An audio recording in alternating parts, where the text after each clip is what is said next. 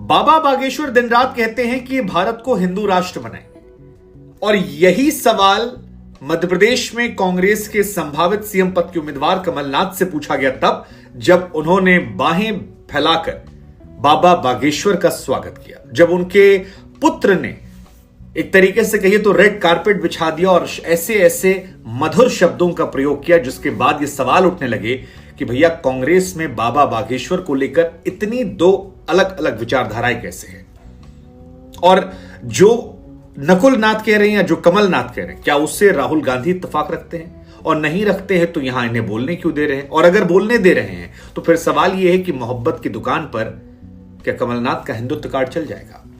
वैसे यह सवाल इसलिए महत्वपूर्ण है क्योंकि कमलनाथ से पूछा गया कि सर आप बाबा बागेश्वर का स्वागत कर रहे हैं, लेकिन बाबा बागेश्वर जो हैं वो तो कहते हैं देश को हिंदू राष्ट्र बनाया जाएगा। तो कमलनाथ जी का जो बयान था वो बड़ा दिलचस्प था। कहा कि यार इसको कहने की जरूरत क्या है, 82% हिंदू है ना, तो अलग से कहने की जरूरत क्या है।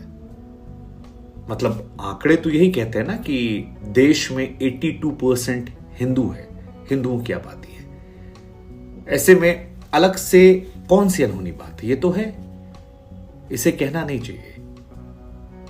आंकड़े खुद ब खुद सारी कहानी बयां कर रहे हैं। इसी के बाद सवाल था मोहब्बत की दुकान पर। हालांकि कमलनाथ जी यहीं पर नहीं रुके, उन्होंने आगे बढ़कर यह भी कहा कि भैया जिस देश में इतनी बड़ी आबादी हिंदुओं की है वहां तो इस बारे में बहस होनी ही नहीं चाहिए। मतलब उनकी पार्टी के वो तमाम नेता जो दिन रात बाबा बागेश्वर को ढोंगी, पाखंडी वगैरह वगैरह कह रहे थे, उनको तो मानो काटो तो खून नहीं। करें तो करें क्या, बोलें तो बोलें क्या, क्योंकि कमलनाथ ही संभावित मुख्यमंत्री पद के उम्मीदवार हैं। तमाम सर्वे कहते हैं कांग्रेस लीड ले रही है, तमाम सर्वे कहते हैं कांग्रेस की सरकार बन गई तो ये मुख्यमंत्री भी हैं। और अगर मुख्यमंत्री का स्टैंड ये है बाबा बागेश्वर को लेकर जो हार्डकोर हिंदुत्व वाले, तो क्या ये कांग्रेस का स्टैंड है? बीजेपी भी असहज है कि इनको सुनाएं या इनकी तारीफ करें। कई पॉलिटिकल पंडित भी असहज हैं कि भैया ज्योतिरादित्य सिंधिया वाली कहानी तो नहीं है।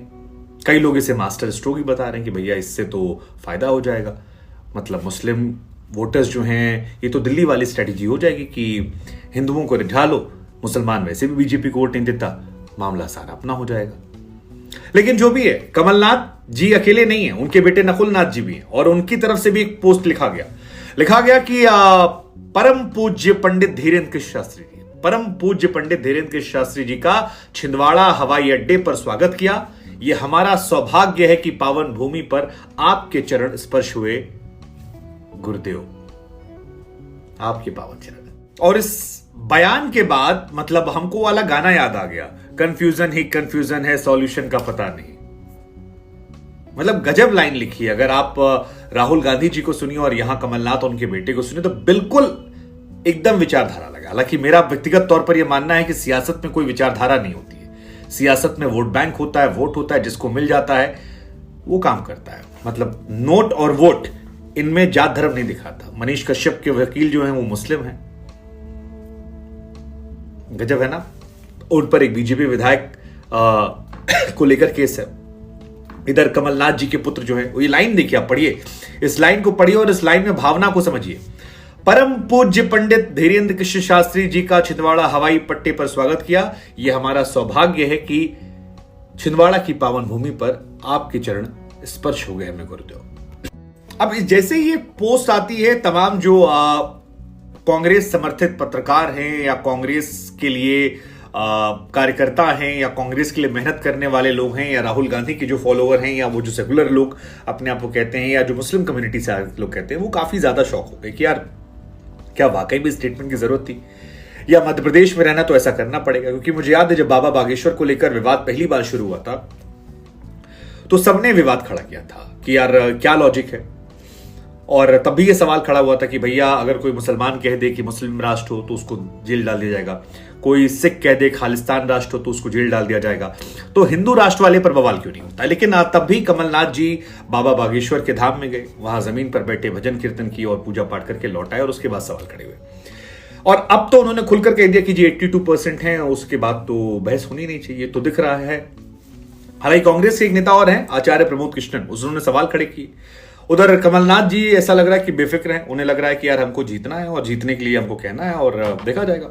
लेकिन फिर सवाल ये, क्या मध्य प्रदेश के लिए कांग्रेस देश दांव पे लगा देगी? क्योंकि मुस्लिमों का कांग्रेस के टुवर्ड्स एक बार फिर अफेक्शन बढ़ा है।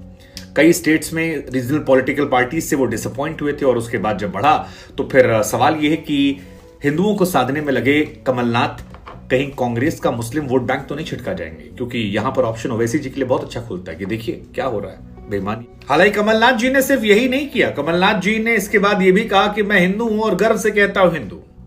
अब ये लाइन आपने बीजेपी वालों से खूब सुनी होगी, लेकिन कांग्रेस की तरफ से कोई नेता बोले जो मुख्यमंत्री पद का उम्मीदवार है तो थोड़ा आपको शौक लगता होगा।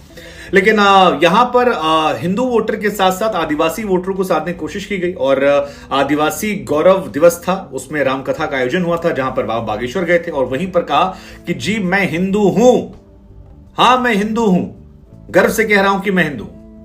और बाबा बागेश्वर एक बार फिर छिंदवाड़ा है। अब ये तमाम चीजें जो हैं इसके बाद तमाम कांग्रेस के नेता जो हैं वो आपस में शुरू हो गए हैं। वो कह रहे हैं कि यार मुसलमानों के ऊपर बुलडोजर चढ़ाने, आरएसएस का एजेंडा बढ़ाने, खुल्लम खुल्ला वकालत कर संविधान की धज्जियां उड़ाने वाले बीजेपी के स्टार प्रचारक की आरती उतारना कांग्रेस के वरिष्ठ नेताओं को शोभा नहीं देता। ये प्रमोद कृष्णन जी के ट्वीट हैं। वो कह रहे हैं कि आज नेहरू जी की, गांधी जी की आत्मा रो रही होगी, तड़प रहे होंगे पंडित नेहरू, भगत सिंह, लेकिन सेक्युलरिज्म के ध्वजवाहक जयराम रमेश, मल्लिकार्जुन, दिग्विजय सिंह सब खामोश हैं।